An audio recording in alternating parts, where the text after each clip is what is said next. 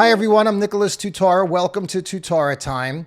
Joe Biden gave a speech today at the White House about gun control. Actually, Joe read a speech off a teleprompter today at the White House about gun control. And we learned that Joe Biden has some big plans for us. I know this has been a hobby horse of mine for a long time. You know, the hypocrisy on the left is so thick. Joe Biden and Kamala Harris have opened up the border. And when Trump said that criminals were crossing the border, people jumped all over him. We have an opportunity to fulfill the first responsibility of government, to keep our people safe. But since Joe Biden isn't sending anyone back who crosses the border illegally, if criminals weren't crossing the border before, you can be sure they are now. My job, the job of any president, is to protect the American people. So even though there's absolutely no regulation of people crossing the border, we have no idea who these people are. There's so much violence going on in these detention camps that Biden has set up. Joe is concerned that American citizens need to be disarmed. They're phony arguments suggesting that these are Second Amendment rights at stake from what we're talking about.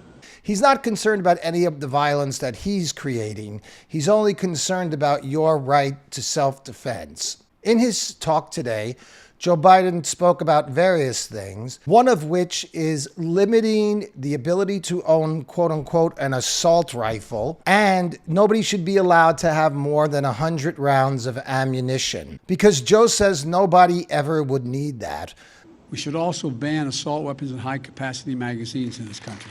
There's no reason someone needs a weapon of war with 100 rounds, 100 bullets that can be fired from that weapon. Nobody needs that. Nobody needs that. So again, in his speech, Joe didn't mention at all what the purpose of the Second Amendment is, which is to protect us from tyranny, not to defend ourselves against criminals. And if you don't have more than 100 rounds of ammunition, there's absolutely nothing you'll ever be able to do if your government decides to control every aspect of your life. You'll just have to trust the good nature and goodwill of Kamala Harris and Joe Biden for protection. Every day in this country, 316 people are shot every single day. 106 of them die every day. But yet his party is pro-abortion. There are millions of abortions a year in the United States and tens of millions worldwide.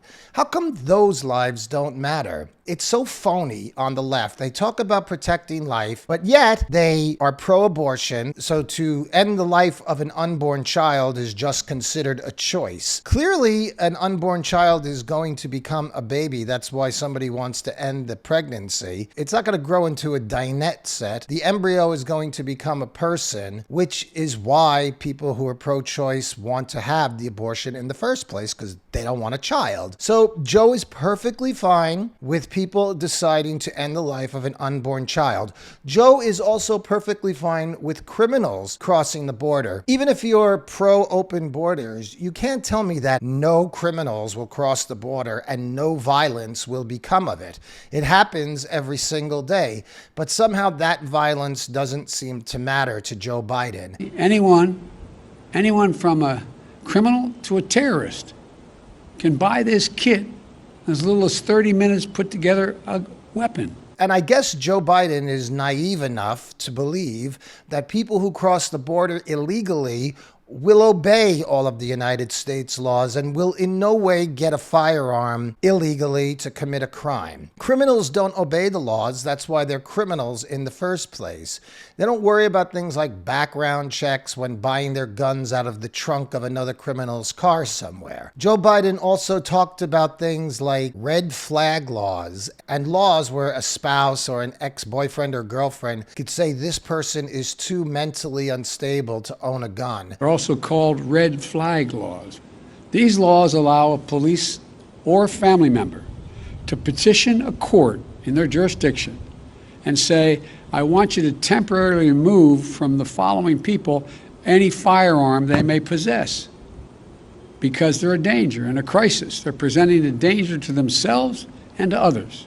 It sounds plausible to some degree, but it also could work to the exact reverse. If you want to injure somebody, all you have to do is get a court order denying them their weapon, and then they will be a sitting duck. I want to see a national red flag law and legislation to incentivize states to enact their own red flag laws.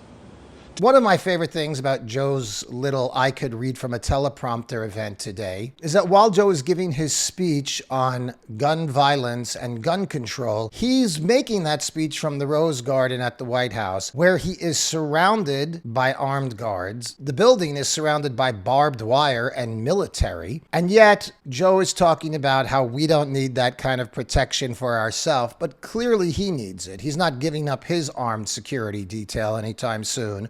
And of course, Hunter Biden, his son, who committed gun offenses by getting into an argument with his girlfriend, and she took his gun and dumped it in a dumpster somewhere, that never comes up. There's never a follow-up question. Merrick Garland was there to let him know that he's coming to prosecute you. And specifically, their attack on quote-unquote assault weapons, AR-15s, and over 100 rounds of ammunition and high-capacity magazines is aimed at many people who are patriotic Americans who exercise their Second Amendment right. So guess what, Trump supporters or Republicans? They're going to come after your gun. They're going to try to make your assault weapon illegal, and then they're going to declare you a criminal and come after you to confiscate your weapon. You know, if the government is telling you you don't need a weapon, it's probably a very good sign that you need a weapon. The other thing in Joe's little chat that is so absurd is that while he's talking gun control and protecting life, he's letting criminals out of jail. There's no cash bail. We recognize that cities across the country are experiencing historic spikes in homicides, as the law enforcement can tell you. So cities are letting violent criminals go in and out of prison. They're not even held. They're just arrested, processed, then released to go out and commit more violence. But at the same time, we're supposed to believe that Joe Biden is very concerned about our safety. The violence is hitting black and brown communities the hardest. Homicide is the leading cause of death of black boys and men ages 15 to 34. The leading cause of death.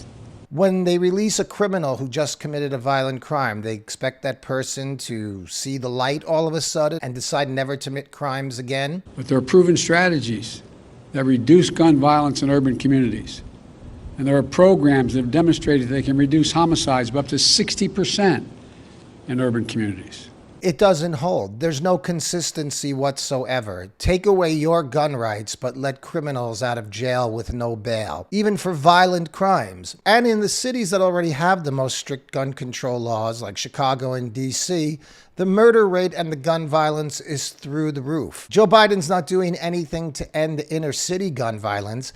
And another hysterical thing in Joe's little talk today is that he is talking about you need a background check and proper ID when getting your weapon. They need to know who you are. But of course, not when you vote. I guess he thinks non-white people are smart enough to submit their ID when buying a gun, but not when going to vote. So IDs and total observation and background checks to own a gun, that's fine. No ID whatsoever when you go to vote, which is the most important civic duty you have, that's no problem. So they have no problem ending life through abortion. They have no problem letting criminals into the country illegally without any kind of check on who they are, any ID.